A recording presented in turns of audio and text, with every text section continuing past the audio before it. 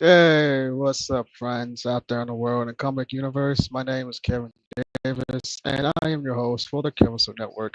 Welcome back to a brand new episode of the Kevirsyle Network. I'm entrepreneur, author, comic creator, a go-giver, as I've been told, and I get yelled at for not sleeping, which is understandable. What today's guest is, well, I always say the better Fox Studios himself. Welcome to the show, Nandor Fox Shaffer. What's up, man? Hey, Kevin. Thank you so much. Yeah, I like that. I'm gonna have to steal that and use that better Fox Studios. It's a nice play on words there. So yeah, but yeah, thank you for Right. having me and happy to be here. Heck yeah! Thank you for coming on. Can you tell us a little bit about yourself? How long you been in the comic industry? And what made you get into comics? Yeah. So, man, comics has been a part of my life since I was a small kid. I grew up um, loving superheroes. I will say I think my first um, encounter with superheroes would be through film or video games, rather than comics. But it was like those things were the gateway drug, into the Gateway hard drug. I stuff, like that. Yeah, yeah. Yeah, a gateway To drug. like the Yeah. real addiction, which was, comic books and Mhm. so like, I grew up watching the Fox X-Men movies and Sam Raimi Spider-Man films and playing games like Ultimate Alliance and Oh X yes. X-Men Legends, Oh my God, yes. You're bringing back memories now. Oh my God, yes. yeah, those Yeah. games were incredible, and I would go to my local bookstores or Barnes and Noble, and I would pick up graphic novels or like character encyclopedias, and just Mhm. really fascinated with like where these characters came from, and then as I was invested in the lore and in the history, it made me fall in love with the art form of comic books, and uh, made me fall in love with certain writers and artists, and like who were the creators that fashioned these stories and made these stories. And so from the time I was about, I'd probably say about 9 or 10 years old, Mhm. I really started reading comics, and that was like when the MCU was just starting to kind of like take off when I was around 11 or 12. And then Oh, yeah. nice. Yeah, so, like, I was Nice. I was right there, like, I was kind of the perfect the like, it was made for me. It felt like the MCU and these films were made for me, and, Mhm. so, yeah, like, over the last, um, 8 8 or so years, um, I've been making comics, so, like, I grew up reading them, loving them, and then right out of high school, I started wanting to make them. And Seasons is the first comic that I ever worked on and ever wrote. Man, I remember seeing your post on Facebook. You said it's like what 10 years in the making that you've been doing this now. Yeah, yeah. Like So you've been in this industry for 10 years now. yeah, pretty much. I mean, I really don't consider it's kind of hard for me to put like to pinpoint, an exact date. I kind of look at like whenever I got Seasons in my hands, like the first book, Mm, the first hardcover edition in my hands in 2018, that's when I felt like that's when I felt like my career started, if that makes mm, sense. Because like to me, it yeah. wasn't real. Like it wasn't real until then. Like I was making comics and I was posting pages and I had Mm, built a website and I had done a crowdfunding campaign for the first volume. But it wasn't until I actually got the book that I was like, okay, I'm now a comic book creator, and so I kind of trace it to that moment. So I mean, while I have been writing and kind of dabbling and being interested in making comics for a decade, I wouldn't say like I'd say it's only been about 7 or 8 years that I really feel like a comic book creator. man. That's freaking beautiful. Because when I got my first printed comic of my own, I was like, dude, I actually did this. Yeah, Like yeah, it's like holding your first child. I was like, dude, this is actually real. Like like yeah. You spend all this time like working on it, and like yeah, it's not real yet, even though you yeah. know um if the woman or like is pregnant, like you're like a baby is coming, like and it's gonna be there, but Oh like yeah, oh but yeah, it's not there yet. And so yeah, it's just it makes you think about um like that moment when you physically have it in your hands is oh yeah. maybe the closest thing. We'll get to the feeling of that. Man, oh yeah. And when you mentioned about Spider-Man and X-Men, what was like your inspiration, like from writers, like who inspired you to get into your writing, like to form your style, like if that makes sense how I'm trying to phrase the question, like Oh who was yeah, no. who was your like your like top person you like went to like got like really got you inspired to want to write your own. Like it can be movie screenwriter, that's anybody Yeah. in the entertainment industry. So yeah. Yeah, so it's definitely a few people. I think the writers, and some, I kind of had to discover who they were. Like I loved the film or the TV series, but maybe I didn't know the writer yet, like who wrote these Ah, episodes of yeah. this TV show. Yep.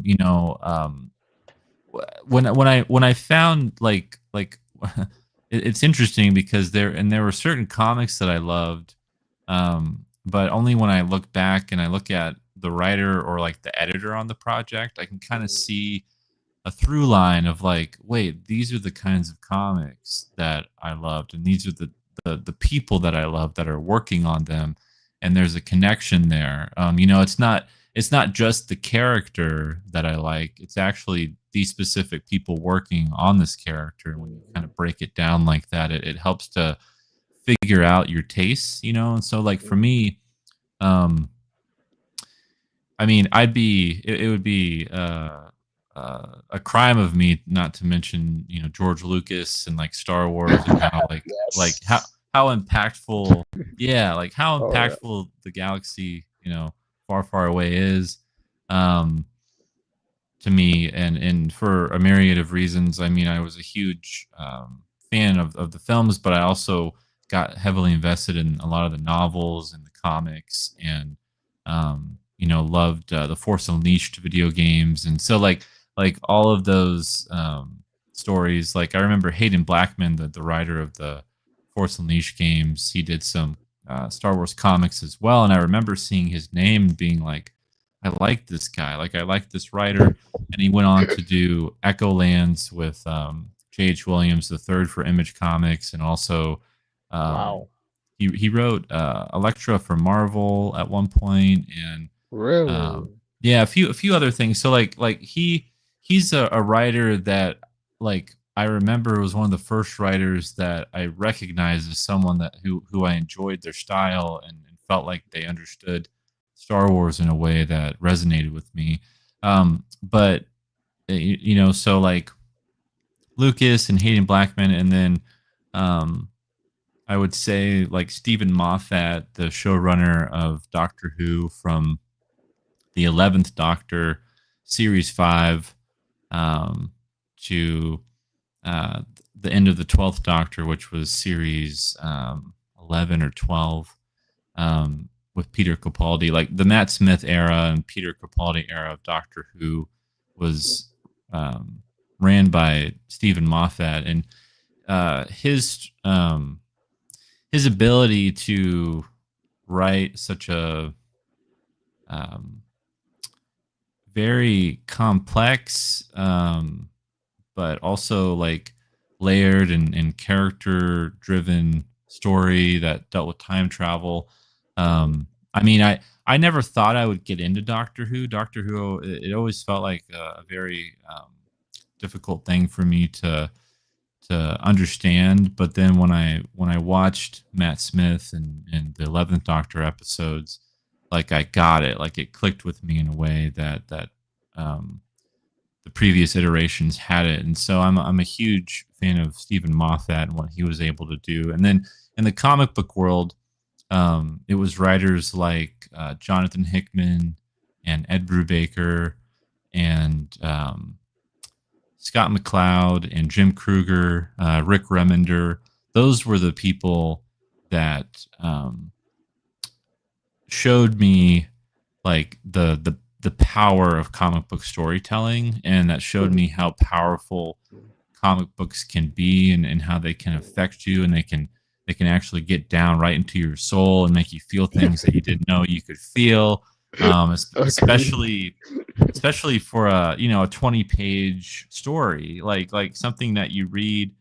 And comics have to be very precise and very to the point, and for a comic Yeah. to make you feel something that a 2-hour movie could, but make it can make you feel that in maybe 10 to 15 minutes. Like, it's crazy to me. Like, it's such an interesting uh um set of skills that you have to develop to achieve that. And for me, like, I could be reading a comic on uh in the passenger seat, like if someone's driving and I'm reading a comic in the car, or I'm at a park or on my couch or whatever, and I'm sitting and reading this thing, and all of a sudden I'm like, wait, what am I feeling right now? Like, this is powerful. This is really special. Yeah, that's how I felt when I read your Fable book, the Fable offering. Oh, thank Yeah, you. That that when I means a got lot to me. yeah Yeah. yeah when I don't know what I was doing that day when it came in the mail. But I think it was like a very heavy day that day Mm. when it came in the mail, and I was like my mind was just fried, and after everything going on that day, and then I go check the mailbox, and I'm like, what the heck is this box? And I saw Nandor on it. I was like, holy smokes, it's the offering. I was like, oh my god, man. When I grabbed that, and I ran in the house, opened it up, I tore that box off. I tried to not to tear the book, but I tore that box open so freaking fast. I Yeah. was like, holy smokes, he got here quicker than I expected. I was like, he really meant that he was going to ship these suckers out when his campaign ended, because good lord, this was fast. Because I was like, I wasn't expecting it for like at least a month, because I know how it takes a minute for everything to process. You got to get the printing and everything down packed. I was like, Nando said, Yeah. hold my beer. So, like, man, and I opened it. That I saw that art. I was like, oh my god, this is freaking beautiful. I haven't started reading yet. I just started. I saw the art first. I was like, dude, this is freaking insane.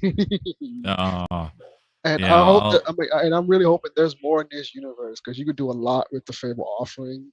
And I'm just like, Yeah. dude, I hope there's more with this, because this is freaking beautiful.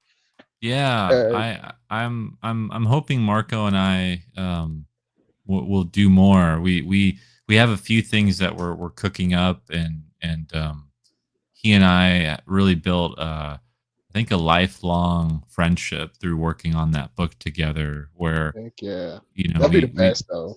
That'd be the yeah, best. we just connected in a way that I've worked with a lot of great artists, and all of them have been super talented. But they're, sometimes you just click with people in ways that you didn't Facts. expect. And um he's also a very responsive artist, so he's very he checks in, and he's good at updating you, and letting the writer know like what he's working on. And also, we would have these video calls together where we talk about the project, and just to get to know each other and everything. And it was just really, really great. So he's a really cool guy. And I really hope to eventually meet him in person. It'd be really awesome. Heck yeah. Yeah, that's the same way with me and my main artist. Me and her actually, my main artist, me and her met by accident. Mm, Accident. yeah. Because we were both in. I was working with a film studio. I did a voice acting gig for a film studio, and they have a Oh, cool. Discord. And one day I went on Discord just to like check in to see how everything's going, and she popped up on a Discord showing off her art. And I was like, who is this person? I've never seen in this Discord before. And I friended her, and I just texted her, like, started with a casual conversation. I was like, I love your art, and we just started talking, just like basically nerding out some like our favorite things, like from movies Yeah. to TV shows and everything. And I popped a question. I was like, "Do you by chance do comic books?" Because this is actually my um this is this beginning. This is my origin story of getting into comics. Yeah. And like as I was studying about comic making with the script writing, with the artist, getting the budget together and everything, and like she so happens to pop up in the Discord that I'm in, and she told me yes I do. I was like, really? And so I got some like character ideas I have in my head, and like story lines Yeah. I want to do. And she said, I love that. And she's like, I want to bring that to life so bad. I was like, really? Wow. That's awesome. Yeah. And so I tested her and let her draw some of my characters, and she threw it out the park instantly. And we've been best friends for 3 years now. Yeah, 3 years now. It's been 3 years because I would say it's because it's my third year in the comic industry now. Wow. Well, that's Yeah. really special. I have to really commend artists, because while I know there's a transactional element involved in working with the writer and making a Hmm. comic if you are paying them, but Hmm. like I'm such a like control freak in a way where like if I was an artist, I would just want to draw my own stories, Hmm. because I have stories inside me and stories I want to tell. And Hmm. so I really always so honored to like meet someone and meet an artist that it like to where when you talk about a story, like they get excited about it and they want to work on it, and it's it's so crazy because I'm like, wow, like what you're the ideas that you have are inspiring other people to want to work with you and to want to do these things. And Hmm. so it's just it's a special collaboration, and it's so a comic can be only like 1 to 3 people sometimes. It's not Yes. like Yes. a huge mass of people that come together to make something. It's just a few Mhm. people, and for only a couple people to do something so special, I think is so wonderful. Oh yeah. And like when and life kind of happened a bit, so we kind of stopped like production on a minute because she had a lot of stuff going on. Yeah. And then like in like past year, like 2024, she was back on her feet, and and we were working on our first graphic novel together. Oh man. Yeah. And so when I did Arcfire, that's another artist I became friends with because I had to have a backup plan because she wasn't available. Yeah. And so like I found my friend Ralphie, Ralphie Flavertino. He's in Philippines. I think he found me on Facebook when I made a post like just like interview artists, and I really love his style, and we became friends quickly because he got excited about the story of Arcfire, and so Mm, he's done Arcfire issue 1 and 2, and I think I'm supposed to get the final pages of issue 2 in about next week, so I can get that to print. So I can have that issue 2 shipped out for my Kickstarter that was successful. My very first Kickstarter was successful. congrats, Um, dude. That's so awesome. I mean, and if you're a backer that backed my Arcfire, and if you see this, I get the final pages for next week, so I can get them to print it to the printer. Jesus Christ. And actually, here's Arcfire issue 1, so you can actually see it. Oh, dude. Yeah, just when I tell you, Ralph is a freaking beast. Were you happy with the way it was printed? Yes, I was out, dude. And I tell you, I was a baby when he got here. I was like, because I was so nervous having it print. I was like, this is my first time Oh printing man. a It comic. it it's I such was like, but it's when it got here, I was like, I was just speechless. I was like, dude, yeah. this is a freaking beautiful freaking print. And then Yeah. I found out by Comic Grill Springs that I can back uh, orders in bulk, so I can build inventory. I was like, holy smokes, for real! Yeah. I was like, Yeah. this version is actually printed for Comic Grill Springs, so I actually got some inventory on this already. So I was Nice. like, sweet, one price, I can get all this. Hell yes, count me in. And that's and dude, I freaking love Camaro Springs, and I'm actually testing out another printer because I like having fun. That's to test around different things, especially if Yeah. one printer's not available. I have a backup plan to go to another one. Um, so and I'm really curious, like so seasons. This is your new or technically new comic because it's a graphic novel now, right? Yeah, so what makes this campaign that's live right now um unique and special is that this is the first time that Seasons has been collected in a trade paperback format. Hmm. So Let me bring volumes up the 1 and Kickstarter right quick. yeah, There we go. volumes Here we are. awesome, awesome. So yeah, so this is the first time that the book has been released in this format, and uh, I had originally sold out. Or originally, I'd published these as these like limited edition Ooh, hardcovers, look at that beauty and right there. Jesus. yeah, Almost um, to funding. 6 days left. Come on, guys. Let's get this funded. This is beautiful. yeah, yeah. I'm really hoping we can make it. We are down to the last week, but I do have faith that we'll make it happen. But yeah, so like Mm. this yeah, this first time it's collected. I had sold out of my hardcovers, so it's a good Mm. problem to have because a lot of people enjoyed the book, and I sold out of Mm. all the copies I had printed. And as Anthony, the artist for the book, as we were working on volume 3, we wanted to make sure people could pick up volumes 1 and 2, and this aligned with the Source Point Press publishing deal that we got for Seasons. So um, the book will be in bookstores and comic book stores all across the nation, uh, next year at some Yo, point. sick.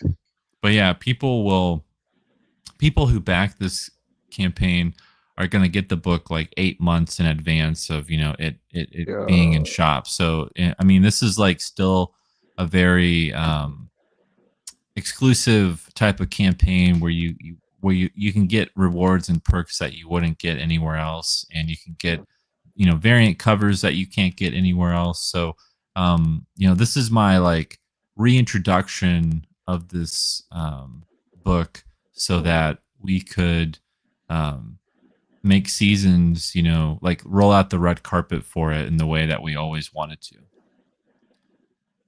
Heck yeah, dude. Can you tell me a little bit about the story of seasons? Like what's going on here? Because it's very action packed and it's Yeah. supernatural, right? Yeah, so it is a supernatural Nearly slash like 500 pages. Wow, Jesus. yeah, so the each volume is over 100 pages. So for Wow. for this Kickstarter, we'll have like it'll be around 230 pages for volumes 1 and 2 and the ash can, and then volumes 3 and 4, when we get to those will be also over 100 pages as well. So it's an Oh, you already epic. got 3 and 4? Wow. So this is like an Yeah, so ongoing series? well, it's gonna be just these 4 volumes for Wow. now, Okay. and so it is. So the pitch for Seasons is that it's James O'Barr's The Crow meets M. Night Shyamalan's Unbreakable. It's a Oh, supernatural, grounded superhero story that follows Fletcher, the main character of the series, through one I'm year hooked of his already. life. And with each passing season, his abilities change. So there's a superhero or like metahuman element to it, but he has to take on these supernatural entities. A Kickstarter So right here, guys. yeah, check it out. So like the what he's up against, like he's not up against supervillains. He's not up against other characters with abilities or anything like that. Like he's the only character in the world who can do what he can do. But he kind of steps into this world unseen, this other realm, you could say, where he sees things that other people cannot see, and he has to fight these different creatures and entities that other people cannot see. So that's kind of where the supernatural aspect of it comes in. It's not a horror book by any means, but they're just like Okay. unexplainable phenomena that Fletcher has to take on. Interesting. So was this always planned as a graphic novel, or did you have like single issues? Yeah, originally, I wanted to do single issues, and then as Anthony and I were finishing the first volume, the art for the first volume, it made a lot of sense, and we were considering crowdfunding. It made a lot of sense to collect it. To put each arc as its own book, and to have each book be a different season of the year, so that we're not breaking it up issue That's by why it's called issue. seasons, not Yeah, issues. That exactly. makes sense. Yeah. So Seasons. Okay. yeah. So each That book is was a that was my different. next question actually. If it was like different seasons, that's why you said okay. You already answered that Yeah. question. So, So and that's what makes the Fletcher and what he can do so unique and unorthodox is because his abilities change with the seasons of the year. So um, each book is gonna showcase a different power set that he oh has, Jesus and Christ. so he's going to be able to you know have super speed in one volume, and the next volume he'll fly, or he'll be able to control, manipulate energy or electricity, but in the next volume he can manipulate water or fire or something. So like there are different things that he'll be able to do with each book, and that Mhm. in turn leads to him having to take on different enemies, and these abilities that he has are tools for him to be able to defeat what he's up against with each book. So each book is its own story, like has its own beginning, middle, and end, but um it is all a part of one larger narrative. So you're getting like you're getting five stories technically, because each book, each arc has its own, like I said, antagonist and beginning, middle, and end.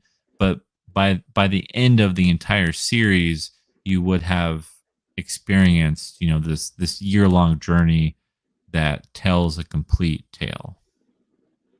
Wow. So is this going to be only black and white, or is there a color version of seasons? Yeah, so it's only going to be black and white for now. Okay. I um I really wanted to play into Anthony's strengths, and he's not a colorist. And Gotcha. so he's I mean he does do color work, but for this book in particular, we wanted to keep it black and white, and then maybe at some point in the future, we would talk about doing some colors. But he and I are very happy with the way the book looks, and the mood of the book, and keeping it this way. Dude, just seeing these few pages, I feel the emotion in the story already. It's like, good Yeah, it lord. doesn't need it. Yeah. There's a raw vulnerability to it, I think. Oh my And god. The it graphic is amazing. Yeah, yeah. His rendering and his artistic direction is phenomenal, and his shadow work, and the lighting that he has, his ability for staging lighting, Yeah. And like is the like wonderful. camera angles in a way in the pages is Yeah, freaking beautiful. yeah. Anthony's always been fantastic at layouts and making layouts feel dynamic. And that splash page right there, that This one right here. angle, yeah, of Okay. showing um, Baker, who is detonating basically. He's this like fire elemental being, and having the other character there like blast back, from the impact of what's going on. It is Holy such an smokes. amazingly staged scene. Dude, that is freaking amazing. And when you're like explaining like Fletcher like unlocking his power, I was it gave me like the ideas like was you inspired like by like Avatar: The Last Airbender a bit too? Because how each story of Avatar, Aang like gained another set of powers that he had to get or that he has. Yeah, um, I didn't watch Avatar until kind of late in the game, late in my life. Ah, And so it's not inspired by Avatar, but um, what was really fascinating is after I watched Avatar and I kind of um, after I read a lot more manga, watched a lot more anime, it's really interesting because I could see a lot of the things I was wanting to talk about, and a lot of the, I guess, some of the tropes of seasons has is kind of infused in some of that culture and some of those shows, and it was really like fascinating to me because I could see how I was kind of echoing other people's stories in a way, and trying to tap into these really like I think these deep longings and these deep like feelings that we have towards certain themes and certain character arcs and like the hero's journey and being kind of interested in that, and so to see that also reflected in other stories, it kind of helped me feel like I was on the right track with this one. no, someone asked a question. Would you rather read a City Slickers or Johnny? I don't know how to pronounce that. Mnemonic comic. Mnemonic comic book. I don't know. Me neither. I'm not Yeah, sure. you'll have to translate that one for us. Yeah, because I'm not familiar. Yeah, I'm not too. But I have to pause right here because, dude, wow, this cover, dude. Jesus Christ. Oh my God, dude. This. So, can you explain like what's happening right here? Yeah, so in the first volume, Fletcher has to he's pitted up against not only his own shadow self, but the shadow selves of the citizens of the city that he lives in. So he lives in this city called Presence City, and he unleashes through this through a series of events. He unleashes these shadow selves from other people, and Holy so smokes! these are like the shadow selves in the story. It kind of taps into this. Carl Jung was this famous, or at least like this intellectual philosopher who coined the term like your shadow or the shadow self, and it's this Oh, okay.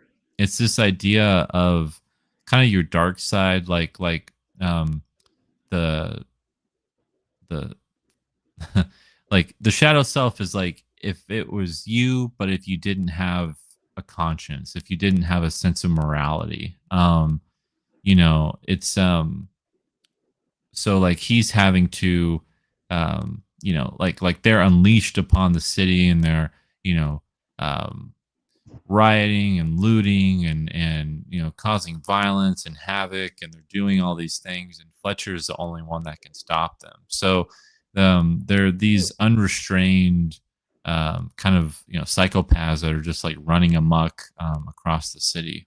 Oh, psychopaths, you gotta love them. Oh, I see. You got the manga inspired. Junji I've, Ito, yeah, yes, I'm like, yeah. what's the name of that? Yep, I see the manga inspiration. Yeah, so this cover is done by Luke Eidenschink, and this is a variant cover. The original art for this is actually available on the campaign if people want to pick it up. Oh, But nice. yeah, but this is a beautiful piece by him, and it shows Fletcher there, and then his love interest Kathleen being held by his shadow self. So it's this really beautiful piece that Luke put together. I absolutely adore it, and the detail on it is incredible. Dude, it's freaking insane. So is this like the evil shadows? Because it Yes. Hmm. okay. That it was like wow, Jesus, that is deep. Man, I am definitely backing this. This is freaking beautiful. And you guys should back it too. Let me go back up to the goal right quick. Goal is 5,500. 6 days left. Let's get these numbers up so I can get funded, guys, because this book is beautiful and I want it. And you should get it. You should get it too. Like wow. Let me go back down right quick. Where was I? There we go. Oh my God. Oh, I love the metaphor of a reflection of yourself in this Yeah. cover. Yeah. I'm glad you Like, caught on to that. yeah, Yeah. yeah. I've learned a lot of metaphors in my time reading a lot, so I kind of catch on to things at times. Like, break down this cover for us.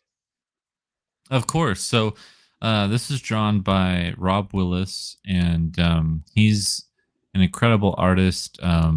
He really has an amazing attention to detail, and he's done some amazing work. Done a lot of covers for um, some amazing comics that I adore, and yeah, so this features Fletcher here, and this was an idea that I had, and I ran it by Rob, and we had a really good phone call about this cover, and we were talking about it, and he like instantly knew where I was going with it and what he could do with it, and I wanted to show Fletcher beaten up and kind of broken, and in a really like in a run down bathroom looking in a mirror, because there's a scene at the end of issue 2 where he gets back home after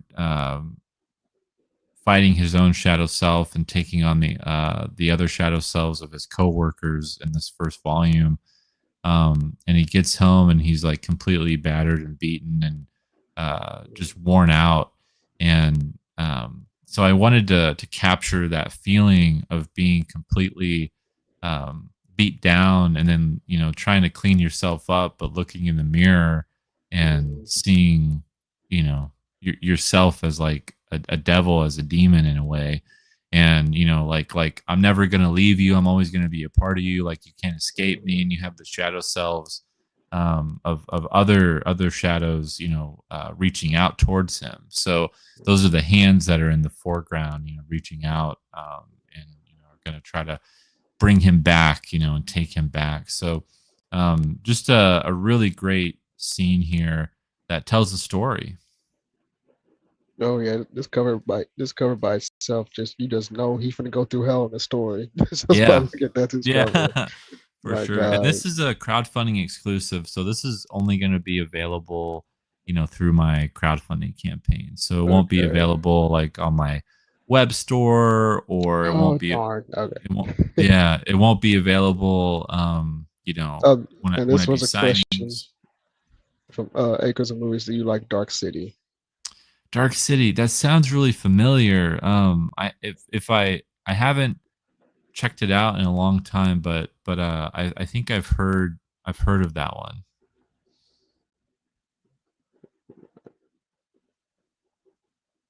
And So yeah, those are volume th- 2. yeah. Man. So we have 3 covers for Volume 1 and 3 covers for Volume 2.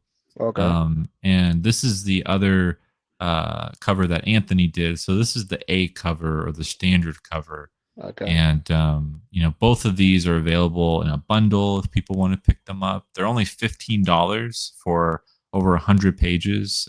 You get a full length graphic novel, so it's a That's a good great deal. price. Yeah, yeah. And this Uh, features 3 of the elemental figures in this volume. It has Judith in the center there. You have Baker, and then you also have Heath. Oh, Dark City is awesome. It was the Matrix before the Matrix. Oh, I'll have to check That's that out right. then. Yep. Yep. I remember I'll that have to now. check that out then, because That I rings don't a think bell. I don't think I ever read or seen Dark City. Yeah, I don't think I've actually got to Dark City yet. So what's going on here? Yeah, so yeah, that's three of the elemental figures in volume two, Ah, and that's Heath, which represents wind in the wait, foreground. which one's Heath? This one right here? Yeah, Okay, yep. okay, that's right. Yeah, Okay, and he's kind of like a big brother character to Fletcher, so he kind of gotcha, helps gotcha. him get on the right path and helps to kind of direct him, and it's kind of a mentor figure. And then in the background there is Judith, This one, my bad. and Sorry. All yeah, right. yeah, that's Okay, okay. Judith. She True. represents sorrow or like Uh, water. And then we have Baker in the back, and he represents fire, and he's like because it's anger getting baked. and yeah, yeah. He's getting baked. Yep, that's Got right. it. Like, because it's getting baked. Okay, gotcha, gotcha. Okay, dude. Yeah, this is freaking sick. Oh my god. Wow. You should make this a t-shirt or something because that is beautiful. That'd be really cool. Yeah. Holy Jesus Christ. Talk to me about this one. Jesus Christ. Is that a mermaid? so Wow. this is a cover by Richard Morgan, Okay. and he's done like Blam and Glam, that comic book series on Kickstarter. He's done a few other things, but this is his cover for volume two, and it features so there's a scene in summer, volume two, summer, where Fletcher, encounters Judith for the first time, and she's in this eye of a hurricane, and he has to try to make his way to her because he's trying to figure out. This is the first time he's encountered someone who also has like supernatural abilities, and so he's Oh, like, how, like maybe you have the key to figuring out why I can do what I can do. right. But all of these characters are more or less kind of you know reflections of different um, paths Fletcher could have gone down. So like Judith is there's different layers to this, but she's kind of the sorrow and the storm and all of the pain that she is experiencing is being represented through this hurricane, and Fletcher has to make his way to her, so he's reaching out his hand to her face as she's crying out in the storm, and you have the lightning in the background, and it's meant to be kind of a moment of connection in a in a whirlwind of chaos. Man. Bro, I thought you said this wasn't horror. That looks horror to me. Yeah, there's Man, what's going definitely on in some this one? great horror elements, but yeah, this cover is done by Corey Barton, Corey and he Barton. did the Okay. pencils, inks, and colors for this, and this is the only Sick. cover that features Zayden, or I'm sorry, Xander and Aiden, and they are the like two sides of the same coin, one representing Wow. death, the other representing life, and like the earth and how the earth gives and kind of takes away. And Okay. the idea was we have Xander holding Fletcher kind of hostage with these vines and almost like puppet strings, like he's Yeah, I was thinking Puppet Master in my head. yeah, yeah, like he's in Okay. control. Like Fletcher cannot break out of um like controlling his own destiny. Like Okay. he's always gonna be at the mercy of nature, at the mercy of others, at the mercy of what his life has been like. And so this is kind of symbolizing that idea. And you have like the parting of the sea, and on the left Oh, and you getting right, biblical and with it. I see. yeah, yeah. So there's some kind of Okay. there's some somewhat of a mythological or biblical undertone to the image itself, and because the Wow. series really tries to dig into purpose and existence and like the meaning of life, but it does it like that's the subtext to all of the cool shit that's happening, while Fletcher's taking on these bad guys. But it is a very serious book. We pull no punches. We're exploring identity and self discovery and trying to, like, how do I put my best foot forward, because life is very chaotic, and Very much so. Yeah. I have found that if I'm gonna live in this world and Mm, experience this world, I gotta know what I stand for. I gotta know who I am if I'm gonna be able to engage with the world. And Fletcher is in that process in this story. man. So basically, seasons is like you're not only going to be entertained, but you have a beautiful message in it at the same time. Yeah, there's definitely I mean, with every story you have something to say, and whether it's commenting on something, or it's a cathartic experience, or you are just trying to have fun. But all of my stories, I try to do all of it, like I want to leave you pondering, but I also want to leave you Yeah. entertained, but I also want to make sure that you don't just think this is all uh like just good old fun. Like I want there to be a deeper message. I, Mhm. I've been something that I've been thinking about, what separates my stories from others, or what makes what I do different from others, and how can I set myself apart, to like let people know, like, what is my target audience, who are the people I'm trying to reach. And it's people who want what I call nutritional stories. So, like, stories that will make you feel good, but also that are good for you. Mhm. Yeah, that's kind of how I'm like, and with my writing, um, especially I write a lot of horror and fantasy, Yeah. um, and because one, I got into horror and fantasy mostly because of my hurt that I kind of got in growing up, and I kind of gravitated. Jesus, I can't speak English. I gravitated. I gravitated That's a to new that. word. Right, gravitated. Like, what the crap is that? I I gravitated to like the horror and fantasy because I just love the darkness, and I love the Yeah. darkness, and I was in a very dark place growing up, especially dealing with depression, anxiety, and like you said, life is hectic, Yeah. and writing is my therapy. And the way I write my stories, I want each character to be relatable to somebody somehow. Um, and I was like, I want, like you said, I want you to have fun, and I want you to have fun, but also get the message at the same time that you know that you're not Yeah. alone. Um, Exactly.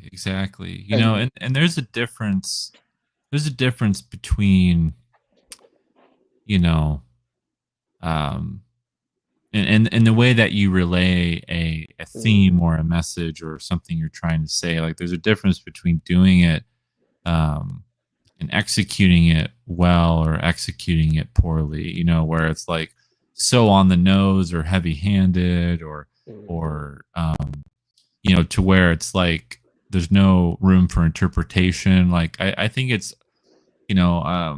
my stories, I don't want to tell people, like, what to think, but I just want mm. people to think. Like, that's really the way that Yeah, I look at it. Like, yeah, I'm not telling you you need to have this conclusion, yeah, but exactly. maybe we should start asking these questions. Yeah, like that's literally the same way I am.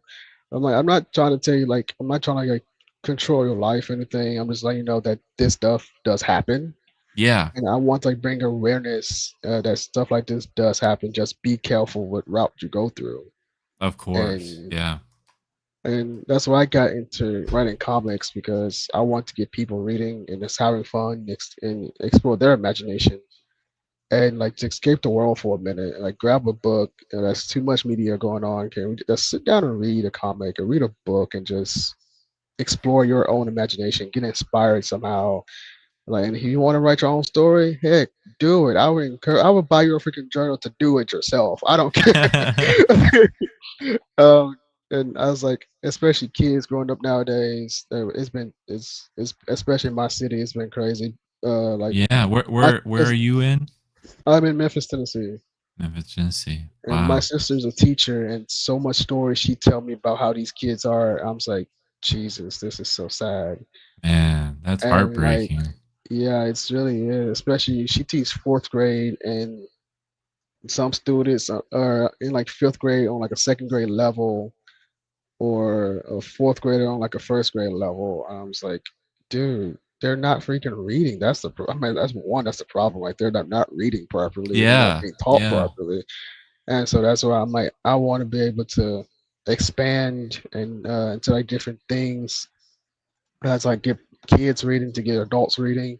And so every day I'm trying to challenge my writing because I don't want to be like the guy that's like known for horror and fantasy. Mhm. I just want to be a guy that's known for storytelling and Same. that's just Yeah. known as that can be relatable. And so I'm challenging myself to like write some comedy, like get some laughter out there. Yeah. I write some No, dramas. that's always fun. It's always fun when you experiment and you kind of see you challenge yourself in ways and you're like, oh, that was funny. You know, like I didn't know Exactly. I could write that, or I didn't know I could do Yeah, that. and And that I'm helps open actually, up lots of things. yeah, and I'm writing a superhero universe that's not my universe. It's for somebody else. Mhm. I can't legally talk about it right now until we actually finish that, and she gives me the okay.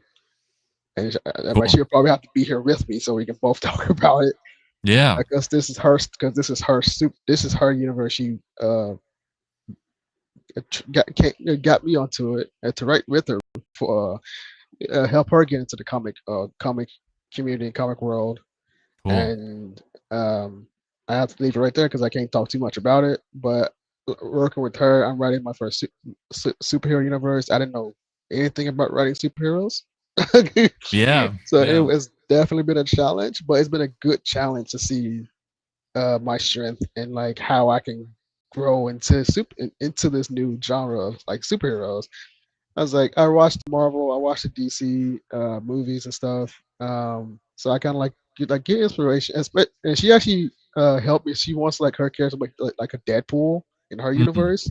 So I know Yeah. where to. So now I know where to go watch, like what to go watch to get inspired by how she wants just to go.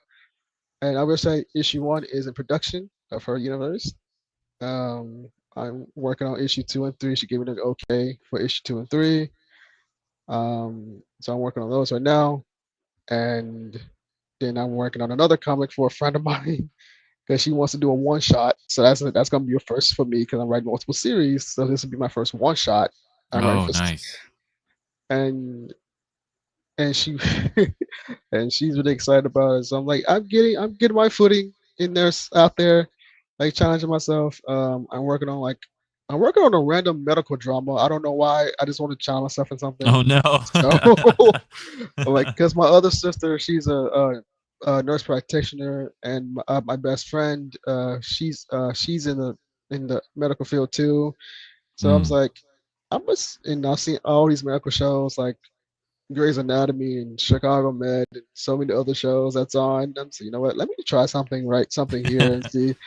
And then I read it because I'm a big Adam Sandler fan. I love the Grown Ups, Happy Gilmore, and I really got inspired to write comedy because Happy Gilmore 2 when it came out, and I watched that, and um, and even like animations like Hotel Transylvania or like Yeah.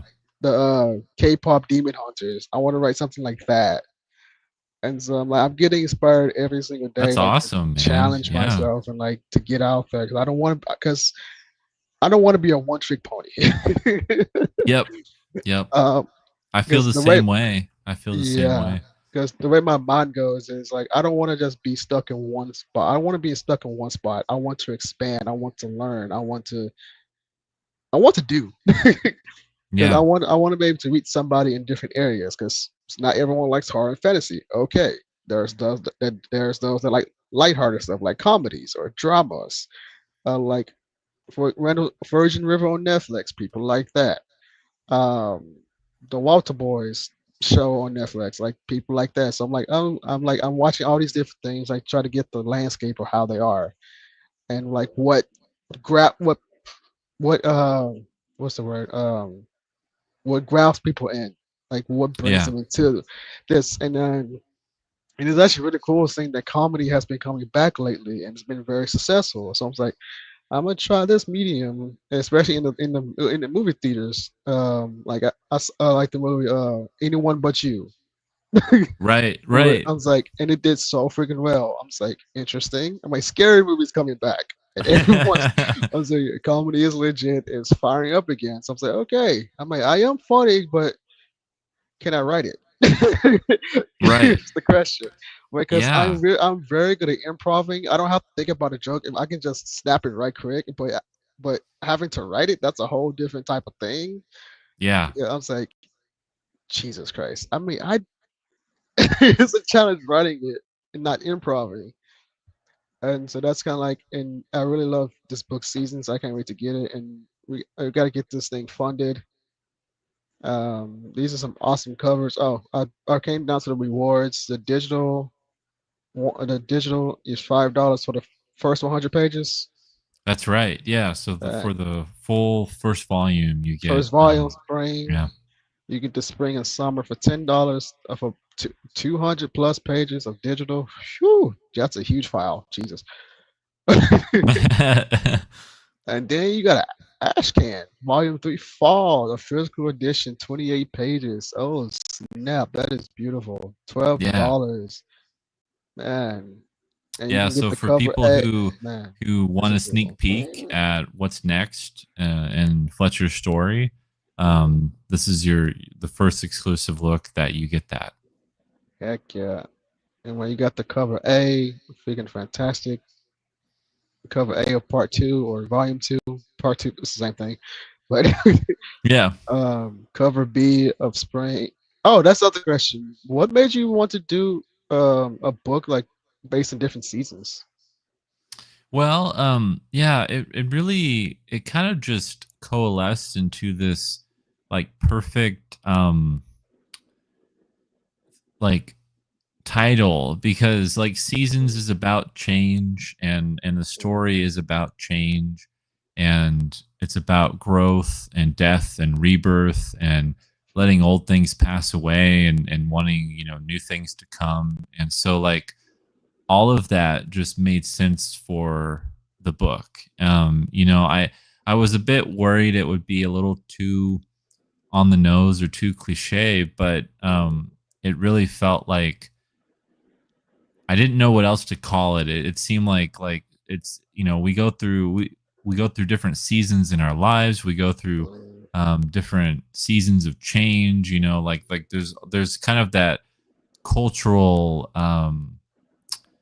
acceptance and familiarity with that idea, and so that's where it came from. I was like, I think that should be the title because it just encapsulates everything that I want to talk about. That's freaking amazing. Dude, look at this bundle, guys. Look at this Best Fox Studios bundle, guys. Jesus Christ. You can get a shirt, you can get the books. Oh, you put the Fable in here too? Man, awesome book. Love it so freaking much. Thank you. Yeah, you can get all of my books: Man Child Man, Issues 1, 2, and 3, The Fabled Offering, Lifeline, wow. Seasons Volumes 1 and 2, and the Ash Can, all for 150.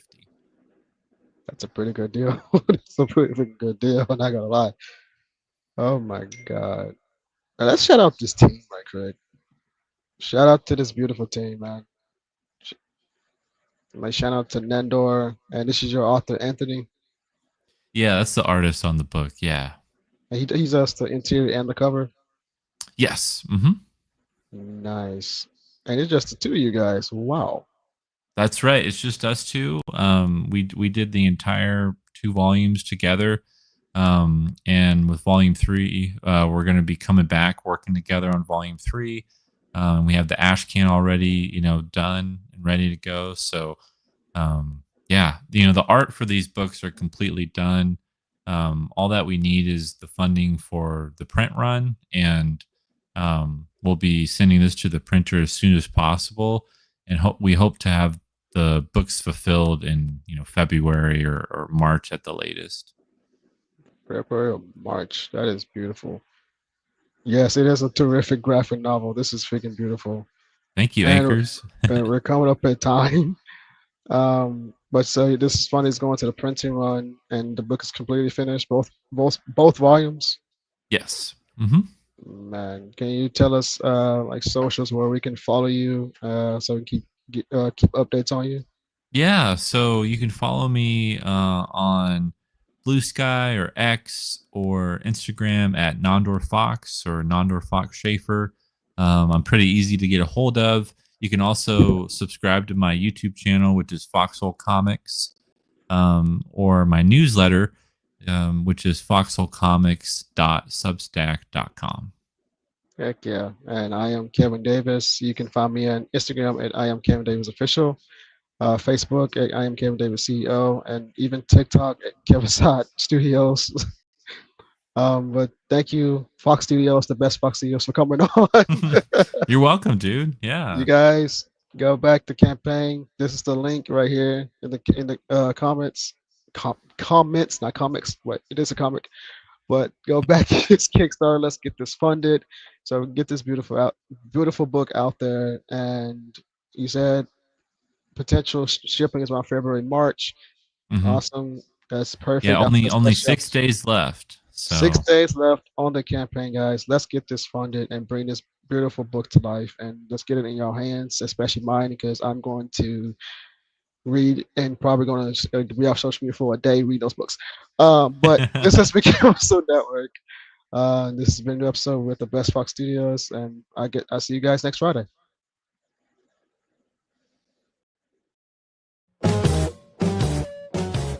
If you missed the live viewing of any Madness Entertainment Group production, you can find all our content on Roku or as a member of this channel.